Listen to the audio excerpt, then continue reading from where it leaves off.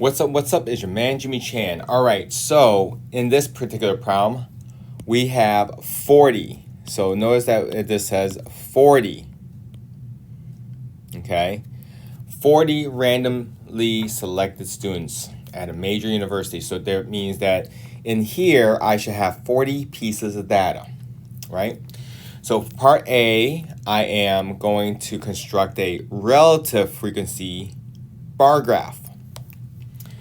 And I have to be using 8 classes, okay? So 8 classes means I have to have basically 8 things that will have the same width on every single class.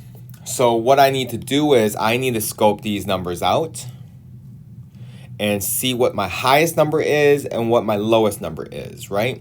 So my lowest number is 12. I can see that. And my highest number is 26, looks like, right? So 12 to 26. Well, how many numbers are that, right? So I got 12, 13, 14, 15, 16, 17, 18, 19, 20, 21, 22, 23, 24, 25, 26. So really I have 15 numbers from 12 to 26. Of course, your first move is going to be, 26 minus 12. Well, that will give you 15 because you're subtracting, so you're missing a number, right? So if you notice that when I count them out with tallies, it's a lot easier, so I have 15 of them, right? So if I have 15 data points, right, and I want 8 classes, then I would just divide the 2 and I get like 1 point something, right? Let's actually see what that is. 15 divided by 8. 1.875. So I don't like using decimals, but we definitely don't want to go downward. If we go down, then we're going to have a lot more classes. That's definitely not going to cover it. So we're going to approximate this to 2 per class. All right, so let me go ahead and draw a table right here.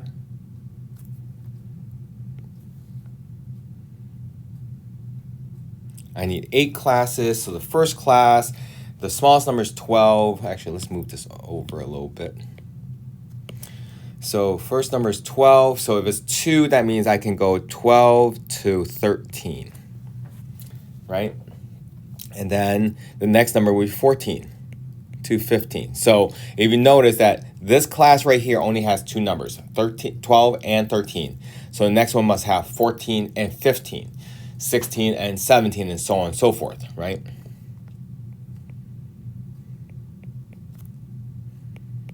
Actually, let me write these a little nicer. Or maybe I just need more space. So let me just give myself more space. Actually, let me do this. That would do it.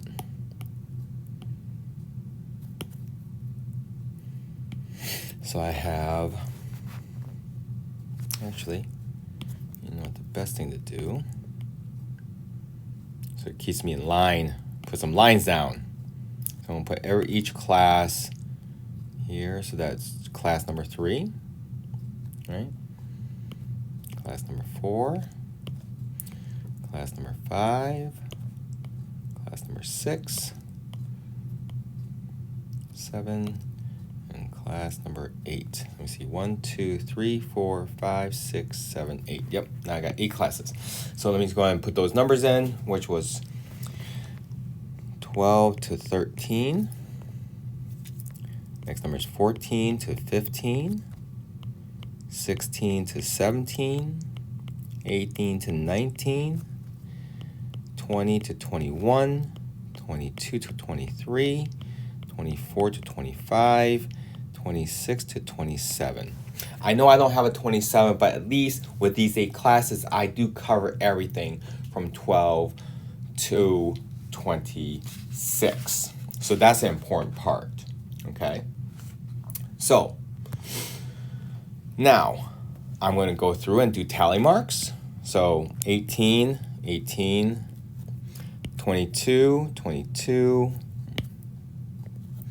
13, 13, 15, 15, 24 goes here, another 24 goes here, 20 goes here, 19, 19, 12, 16, 25, 14, 19, 21, 23, 25, 18, 18, 13, 26, 26, 25, 25, 19, 17, 18, 15, 13, 21,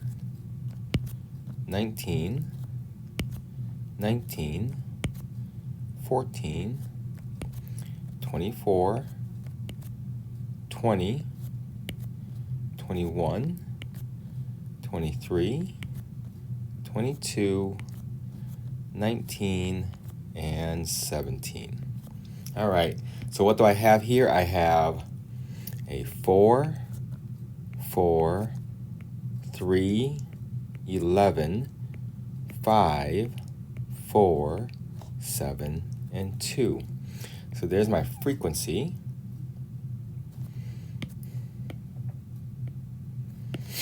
Right?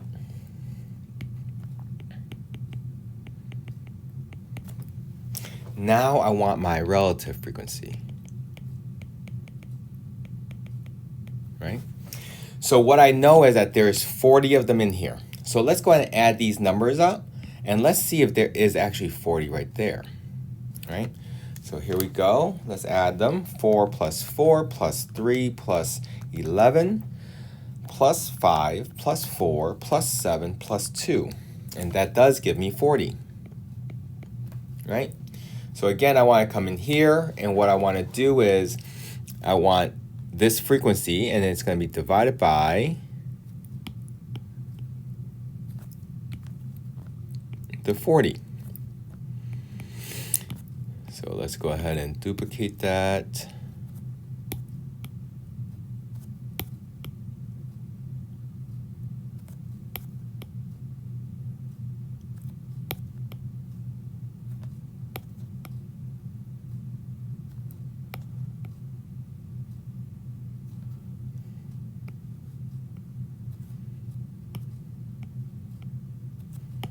Okay, so I'm going to take the 4, the 4, the 3, the 11, the 5, the 4, the 7, and the 2. Okay, so let's go ahead and do 4 divided by 40. So this will be 0.1 as well. 3 divided by 40.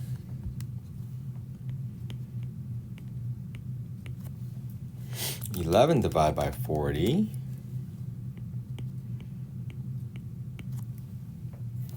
5 divided by 40.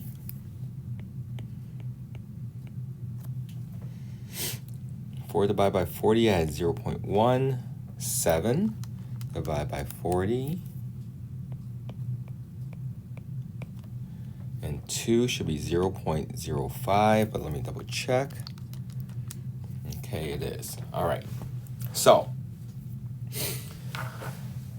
got it right there. All right. So if I was to create the bar graph, now I got to make a bar graph.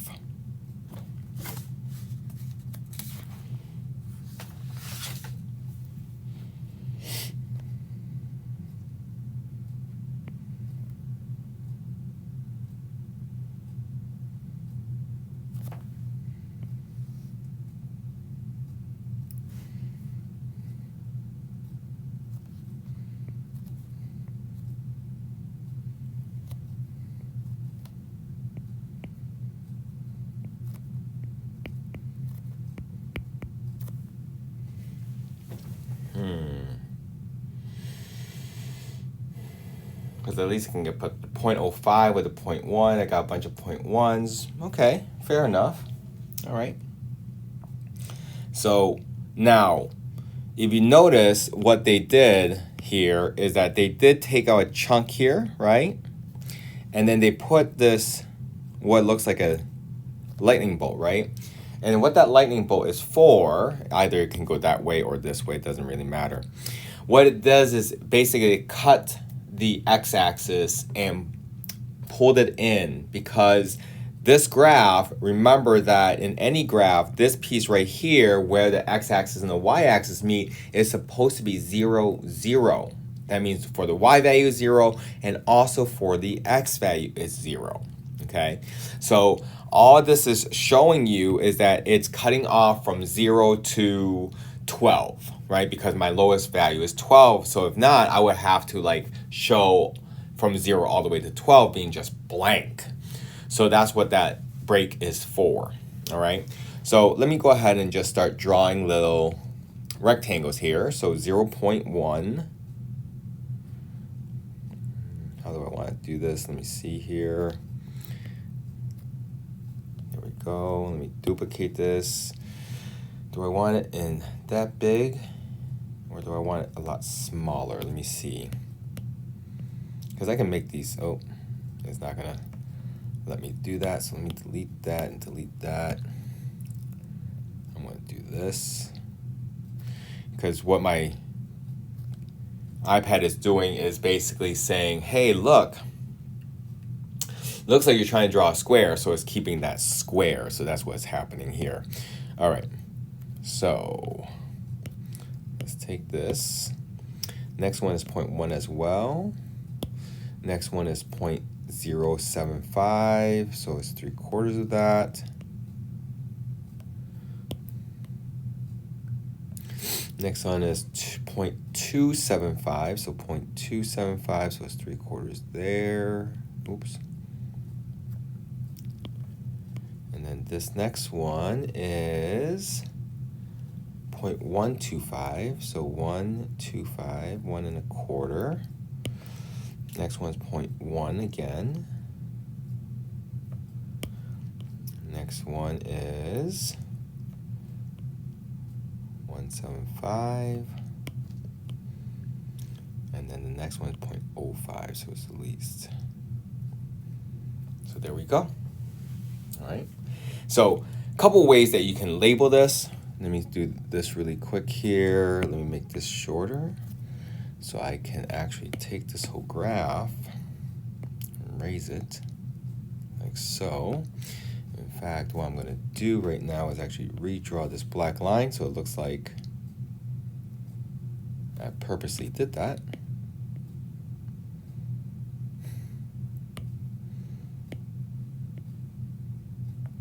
Right? So what I want to do is make sure that I label the x and y axis. So over here on the y axis, this is the relative frequency. And on the x axis, we can do a couple of things, right? We can actually call these 12 to 13, right?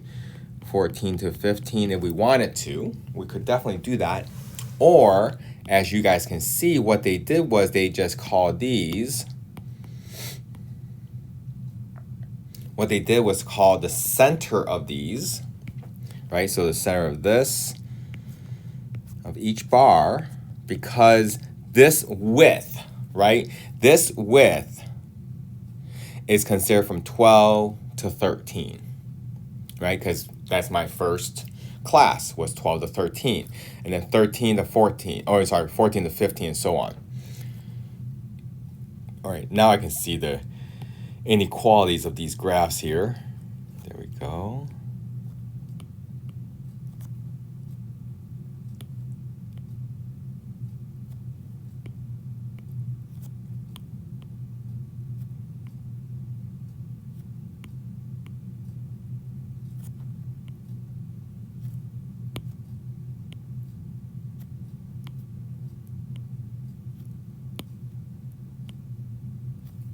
There we go. Those look better.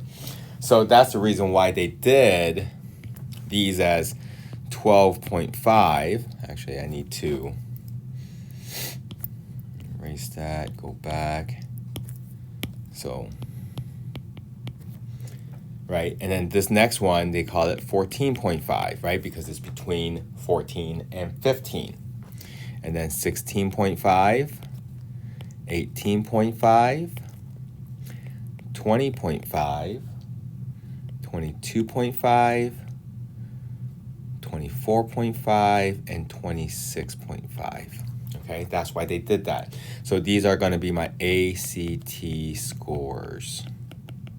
Okay, so again, either way, it works just fine. So you guys are welcome to use these in this place or in between, and it would be between the two bars, or the center of the bar. How about that? So it says, hey, if the university was to accept the top 90% of the applicants, what should the minimum score be, right? So if you look at this, right, I have these numbers in order basically from 12 to 27, but I want 90% of these.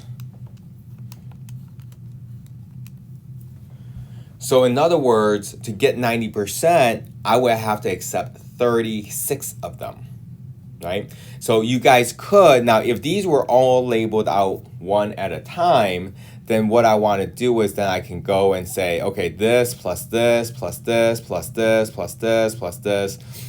And what we're going to find out is that the 90% is not going to, oh, I'm sorry, the other way. This plus this plus this plus this plus this plus this, and see where it gets me to 90%. Okay? So if you look at that, that's exactly it, right? So if I did, let me see.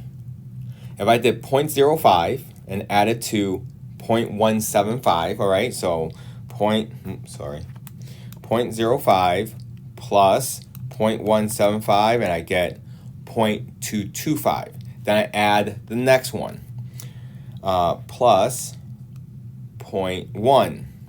That gives me 0.325. Let's add the next one, plus 0.125. I get 0.45. So that's 45% now. Let's add this one here, plus 0.275. I'm at 0.725 now. So here would be 0.725. So 72.5% will be here. Let's add the next one, plus 0.075. I have now 0.8. So 80%. Add 0.1, and I'm here at 90%. So if I accept everybody just in this location, let me draw it to you guys. If I accept everybody in here, I would accept 90% of the scores, okay? So again, 90%. So notice what I did, right? I just added all of these up, right? All these percentages right here up. I guess it's easier if I just did this, right? I added these percentages up, right? From 14 to 15 all the way down to 26 to 27. And plus, these are ACT scores. So obviously, I want the highest ACT scores and not say, okay, I'm going to add up these scores instead, right? I don't want the lowest one and then throw away the highest ones. I want the smarter students, right? But my lower limit is going to be different because I want to be able to accept more students as well, right? So that's where the problem schools have, especially with universities, is saying, where do we draw that line, right? Do we draw a line higher so that we have smarter students? But the problem is then our acceptance rates are going to be a lot less.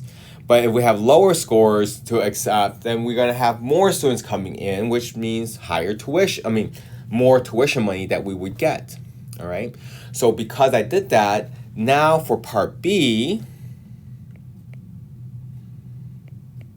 it would be that I add up 0.05 plus 0.175 plus 0.1 plus 0.125 plus 0.275 plus 0.075 plus 0.1 gives me 0.90, which is equivalent to 90%. 1%. Okay? So that means my lowest score, let me see well, it's right there. What should the minimum score be? So the minimum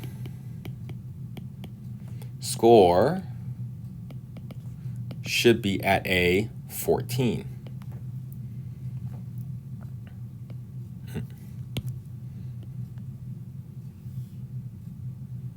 Okay, that's part B. Now part C. Part C asks, if the university sets the minimum score at 17, what percentage of students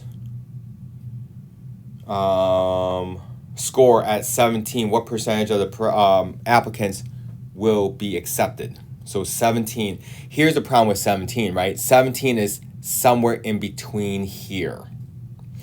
So if it was 18, I would know, right? And if it's 18, I would know. So the question, how many of these scores were actually 16s versus 17s, right? So here I can see that I have all of these students here that I would be accepting, but however many of these. So if I add just these up, so 11 plus 5 plus 4 plus 7 plus 2. Because if the minimum score is 17, then these are all above 17. Now, what is that going to equal to here? Let's see. 16, 29.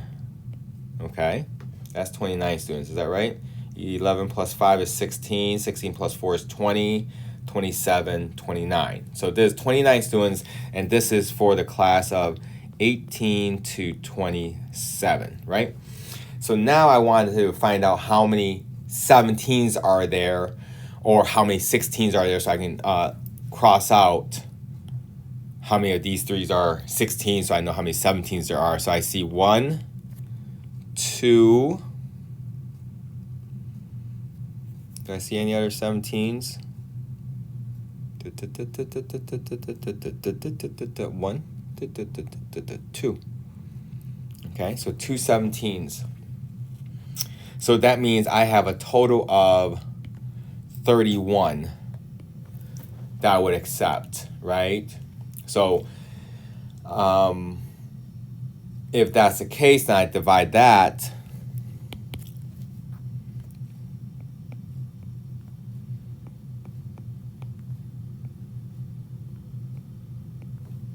So I'll take the 31 divided by the 40.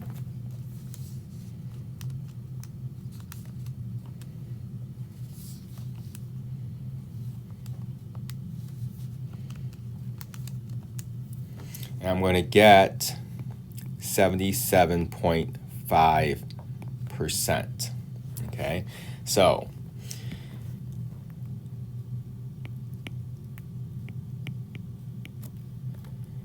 part B was a minimum score of 14, and this is part A.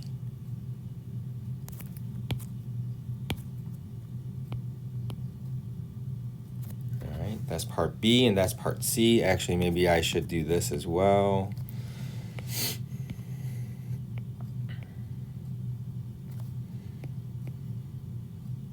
And there we go. All right. Well, I hope that helps. If there's any questions, please let me know. Now, I do know that this is not what's on the answer sheet.